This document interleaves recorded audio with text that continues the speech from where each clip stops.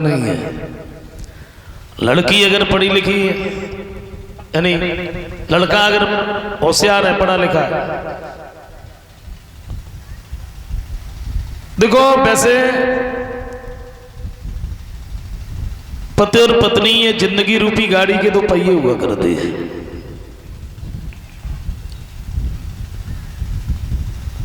लड़का पढ़ा लिखा है तो लड़की भी पढ़ी लिखी होनी बड़ी जरूरी है, नहीं तो फिर टेंशन। अब खैर टेंशन में तो सभी लोग रहते हैं, ऐसा कोई नहीं जिसे टेंशन ना हो। सब लोग बड़े टेंशन में रहते हैं।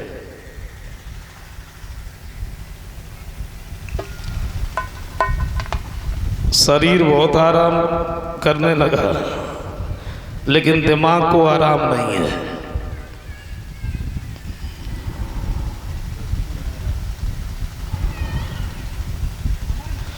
दिमाग को आराम नहीं है। हम लोग यहाँ बैठे जरूर हैं, लेकिन दिमाग में क्या चल रहा है कोई पता नहीं। किसी न किसी बात की टेंशन, किसी को धन की टेंशन है, किसी को अपने तन की टेंशन है, किसी को बच्चों की टेंशन है, कोई ऑफिस में गए तो साहब की टेंशन है, और किसी को इसी की टेंशन है। क्या करें, पेंशन ही नहीं है।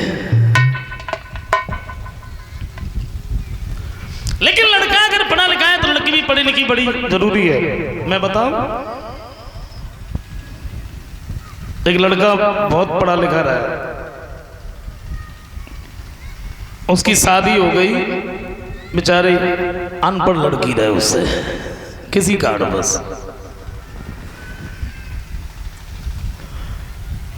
ससुराल में पहुंची, जा रहा दिन अब वो लड़का के सब परिवार वाले पड़े रहे, सास ससुर, उस लड़की के पति। 4-5 दिन भये सोई। एक दिन सास ने क्लास लगाई, बोले जरा बताओ कभी स्कूल में गई थी?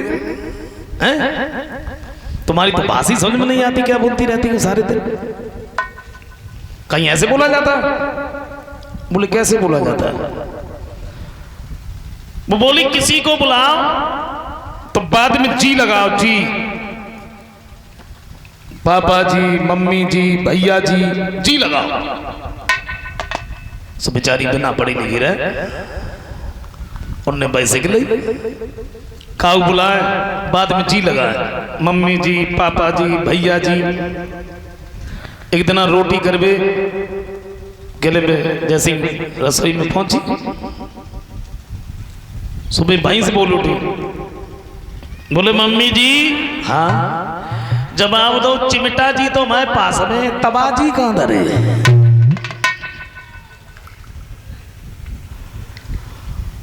तो कहने का मतलब मेरा ये है, लड़का अगर पढ़ा लिखा है, लड़की भी पढ़ी लिखी होनी चाहिए। और अगर लड़की पढ़ी लिखी है तो लड़का भी, नहीं तो फिर भी टेंशन। मैं बताऊं, 1 मिनट की बात है। एक लड़की बड़ी पढ़ी लिखी रहे, किसी कारणवश उसकी शादी हो गई अनपढ़ परिवार में। ससुर अनपढ़, सास अनपढ़, पति अनपढ़, उसके घर में एक छोटा सा देवर था, वो भी अनपढ़। अब जो कोई ना पढ़ने के लिए, वो तो बेकार को पढ़े। लड़की बड़ी पढ़ी लिखी, ससुराल में पहुंची, 5-6 दिन भये। सुबह लड़की एक दिन आंगन में बैठी बैठी श्रृंगार कर रही थी, श्रृंगार। और उसका जो छोटा देवर था वो दूर से खड़ा खड़ा देख रहा था।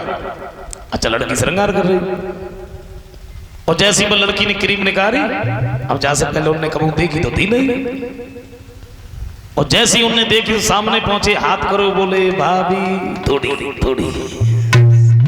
सब लड़की ने हाथ रख दी। अब वैसे ही हाथ ले चले आए बाहर, और पहले उन्होंने खूब देखी, फिर जात तरफ बात तरफ देखो, जब कोई ना दिखाने से पहले तो वह धीरे धीरे चाटी, और फिर वह जीवन निकाल की पूरी चाट ली। दोबारा फिर सामने पहुंचे, हाथ करो, बोले थोड़ी थोड़ी।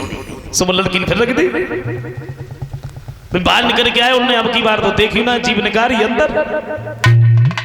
तीसरी बार फिर पहुंचे और जैसे सामने हाथ करो सब लड़की गुस्सा ही निकालो, एक तमाचो दो। पागल हो जा यहाँ से। अभी जो लड़की का जो छोटा देवर था, अब वो रोता हुआ अपने भाई के पास में पहुंचा। बिना पढ़े लिखे बेउरे में खेत में हल चला रहा है। और जैसे उन्होंने रोबत भाव देखो सही पूछ लिया, क्यों रो रहा है? बोले हमें भाभी ने मारा। बोले 3-4 दिन ना भाई लड़ाई शुरू, चलो हम देख रहे। अच्छा डंडा हाथ में रहा।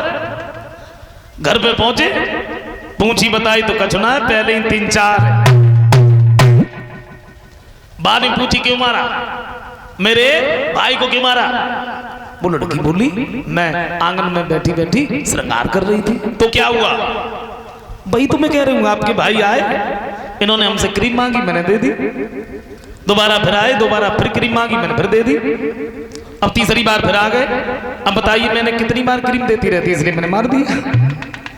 अब बेचारे जान तो बेउना रहे, बिना पढ़े लिखे बेउना। वे बोले जब क्रीम होती कहाँ है, कैसी होती है, हमें दिखाओ। सब लड़की भीतर गई, सिंगारदानी में से क्रीम निकाल के लाई, सोने के हाथ में धरी। और पहले उन्होंने खूब देखी, बाद में धीरे धीरे उन्होंने चाटी। सो भैया नजदीक खड़े रहे, सो गाल में एक तमाचो दो। अगर ऐसी रूखी खाए तो जाए कहां से? अगर ऐसी खाए कहां से? ऐसे ना खाई जा, रोटी में चुपरी खाई जाती, संजा सवेरे खा। लड़की ने सोची हम कहां फंस गए। कहने का मतलब मेरा ये है, देखो लड़की अगर पढ़ी लिखी है तो लड़का भी पढ़ा लिखा होना बड़ा जरूरी होता है। हाँ, एक लाइन का छोटा सा कीर्तन।